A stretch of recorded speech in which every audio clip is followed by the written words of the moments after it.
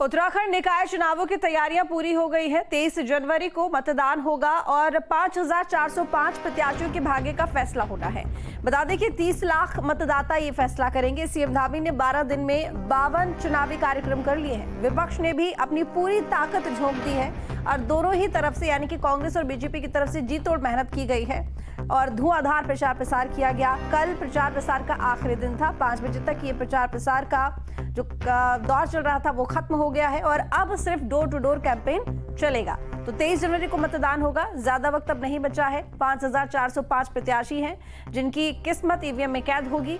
30 लाख मतदाता हैं जो कि इस चुनाव में भाग रहे हैं। तो सीएम धामी ने 12 दिन में 52 चुनावी कार्यक्रम किए, जमकर प्रचार प्रसार किया और इसके साथ ही वोट की अपील की। वहीं विपक्ष ने भी अपनी तरफ से पूरी ताकत इन चुनावों में झोंक दी है।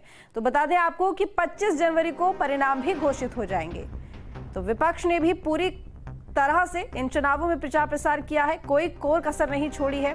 साख का सवाल भी है क्योंकि देखिए पिछले कुछ चुनावों की अगर बात करें, चाहे विधानसभा चुनाव हो या लोकसभा चुनाव हो, बीजेपी ने शानदार प्रदर्शन किया है, लेकिन वही कांग्रेस लगातार पिछड़ती हुई दिखाई दे रही है। तो कहीं ना कहीं कांग्रेस के सामने एक मौका है खुद को साबित करने का। देखना होगा कि इन निकाय चुनावों में कौन सी पार्टी बाजी मारती है।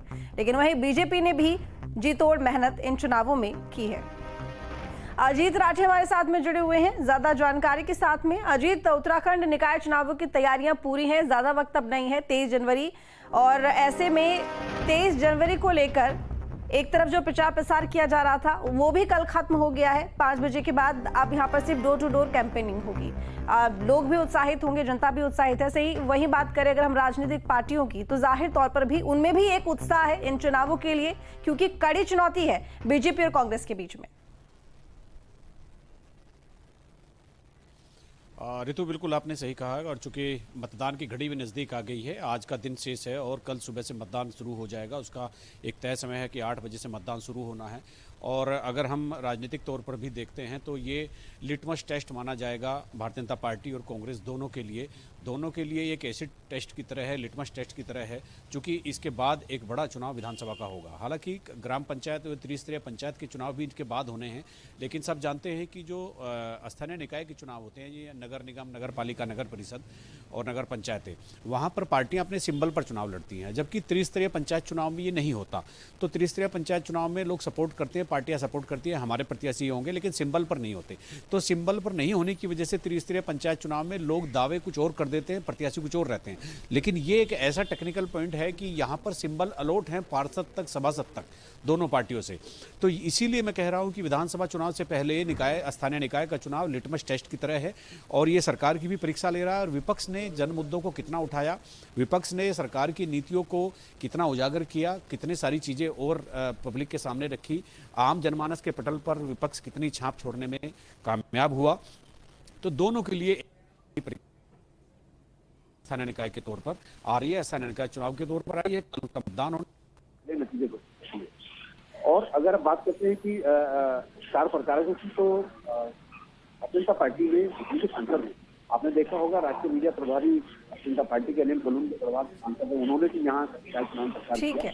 केंद्रीय मंत्री अजय भट्ट हैं। ठीक है अजीत, लौटेंगे आपके पास में, लेकिन आपको बता दें कि शाम 5 बजे जो चुनाव प्रचार प्रसार है वो कल थम चुका है। इसके बाद डोर टू डोर कैंपेन है जो कि अब जारी रहेगा और वहीं 23 जनवरी को वोटिंग होगी, 25 जनवरी को रिजल्ट घोषित हो जाएंगे। कड़ी चुनौती है दोनों ही पार्टीज के सामने, यानी कि बीजेपी और कांग्रेस के सामने ये जो चुनाव चल रहे हैं निकाय। हालांकि इसमें देखा जाता था कि पहले जो इसका स्तर रहता था वो इतना ज्यादा नहीं था जितना कि अब देखने को मिल रहा है, क्योंकि यहाँ पर महज 12 दिन में सीएम धामी की तरफ से 52 जो सभाएं हैं वो की गई हैं। यानी कि यहाँ पर देखा गया कि प्रचार के दौरान न सिर्फ जनसभाएं की गई, रैलियां की गई, रोड शो किए गए और जनता से संपर्क साधने के जितने भी तमाम रास्ते हैं वो सभी आजमाए गए हैं। वहीं कांग्रेस की बात करें तो कांग्रेस की तरफ से भी कोई कमी इन चुनावों में नहीं छोड़ी गई है। पूरी कोशिश की गई है कि किसी भी तरह से इन चुनावों को जीता जाए। लेकिन हाँ, कांग्रेस के सामने एक मौका भी है एक बार खुद को साबित करने का, या जो खोई हुई जमीन है उसको वापस लेने का। अब देखना होगा कि चुनावों के बाद आखिर ये जो परिणाम है वो किसके पक्ष में जाता जाते हैं। लेकिन